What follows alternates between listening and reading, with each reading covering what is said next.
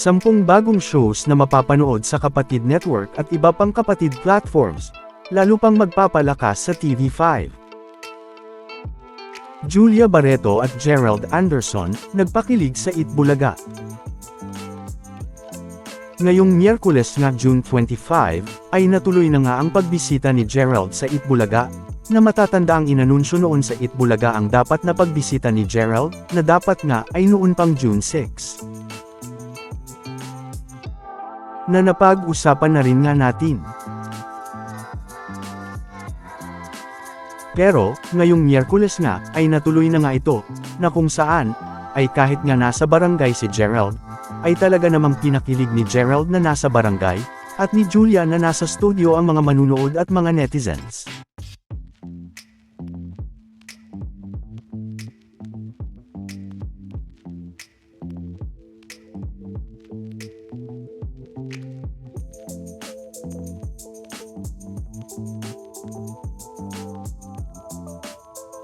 Na mababasa pa nga ang mga comments ng mga netizens dito.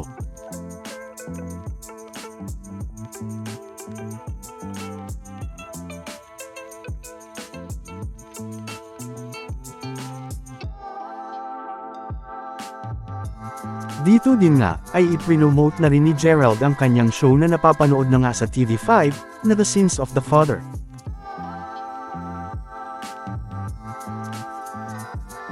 Pero, hindi pa nga natapos dyan, dahil kasama din nga si Gerald na nagpasaya sa barangay, at sumugod sa lucky winner ng sugod bahay ng Itbulaga.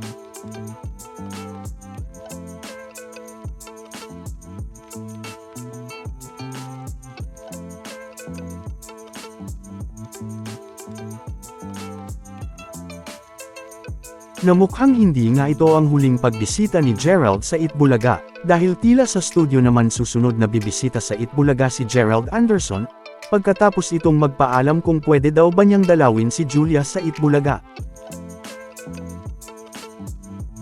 Na dahilan nga kung bakit makikita ang laki ng pinagkaiba ng dami ng nanunood sa YouTube livestream ng Itbulaga, at ng Showtime sa kaparehong oras. Samantala, talaga namang unti-unti nang dumarami, at nadadagdagan pa ang mga shows ng TV5, na talaga namang lalo pang magpapalakas sa Kapatid Network. Matatandaang, lumalaban na nga ngayon ang TV5, na ilang beses pa ngang napag-usapan ang unti-unting pag-angat ng TV5. Na ilang beses na rin nating napag-usapan noon. Matatandaang, marami nga sa shows ng TV5 ang napapanood na natin, gaya ng Totoy Bato, Imagination, Masked Singer Pilipinas, at ang palaging trending na ang Mutya ng Section E. Pero, may mga dapat pang ang abangan na mga bagong shows sa TV5, na hindi nga lang isa, kundi 10 mga bagong shows.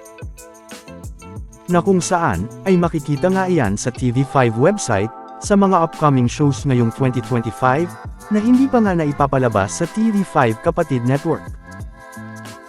Na kung saan, ay makikita nga dyan ang una dito, na Artista Academy Season 2. Kasama din ang Athena, Glow Up, Isayaw Mo, Para sa Isa't Isa, Vibe, Sedusang Drake Palma, I See You, 3 Queens and a Baby, at ang My Father's Last Wish.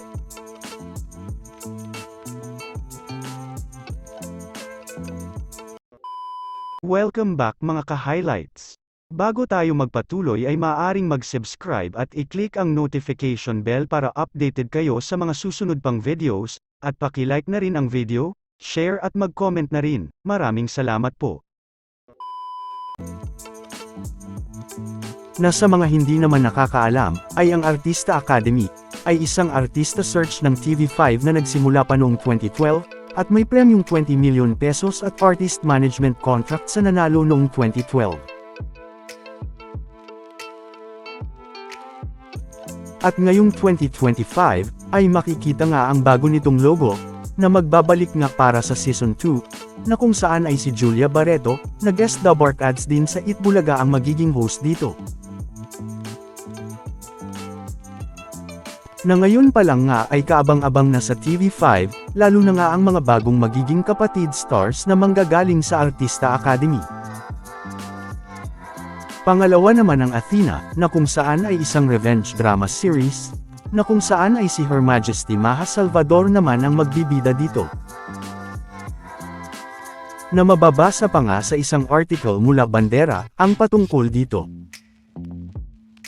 Na ayon pa nga dito, ay very soon nga daw, ay mapapanood na nga ulit si Maha hindi lang bilang isang host sa Imagination, kundi maging sa isang revenge series sa TV5 soon. Na mababasa pa nga dito, na ngayong 2025, ay mas marami pang dekalibreng proyekto ang naghihintay kay Maha sa TV5, Signal, at iba pang Media Quest platforms. Ang pangatlo naman ay ang Glow Up, na ayon nga sa Frontline Pilipinas noong November 2024, ay isang youth-oriented show, na kung saan, ay pangungunahan nga mismo ni Andres Mulak. Na napag-usapan na rin natin noon. Na bago na naman nga nating dapat abangan sa TV5 at kay Andres Mulak.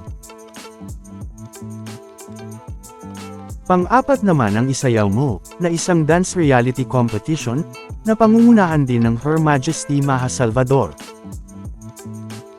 Na bukod nga sa Imagination na napapanood na nga sa TV5, at ang dapat abangan na revenge series na Athena, ay dapat din ng abangan kay Maha ang Isayaw Mo, na isa namang dance reality competition ngayong 2025. Ang panglima naman, ay para sa isa't isa, na pagbibidahan naman ni Krisha Biahe and Jerome Ponce. Ang pang-anim naman, ay ang Vibe, na mapapanood nga every weekend sa TV5, na maghahatid nga ng weekly entertainment sa mga manunood. Na naibalita na rin naman sa Frontline Pilipinas. Na isa pa nga sa mga dapat abangan sa weekend sa TV5. Kasama din nga dito ang pang-pito sa listahan ng mga upcoming shows sa TV5, na ang Sedusang Drake Palma, na pagbibidahan nga ng nagbibigay ng Friday bonding sa Itbulaga na si Robin Angeles.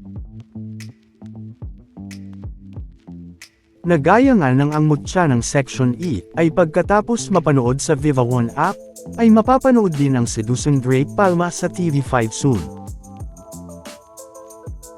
Na sa katunayan nga, ay nag-trending pa nga ang Sedusang Drake Palma noong June 20, na makikita ng nasa number 39 trending list ito noon. Kasabay din nga yan ang isa pang trending noon, na The Bark Ads na rin si Robin, na nag-trending din noong June 20, na nasa number 23 trending list naman ito noon. Hindi nga lang yan, dahil ang pangwalo naman ay ang ICU, na makikita nga sa FB post ng MQuest Ventures, at mababasa ng The Heart Sees What Your Eyes Cannot. Ang pang-siyam naman, ay ang Three Queens and a Baby, na makikita naman sa FB post ng Signal Play.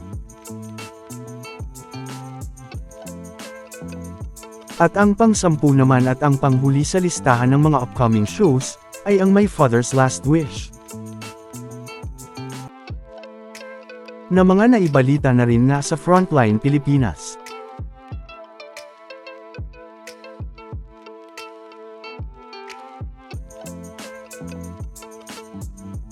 Na ilan nga lang sa mga dapat abangan sa TV5, at iba pang platforms ng TV5. Samantala, sa mga nakakamiss naman sa naging Sunday habit na ng marami na The Purse family, na mga kapatid viewers, ay base din naman sa TV5 website, ay naka-season break muna ang The Purse family, ganun na rin nga ang Will to Win.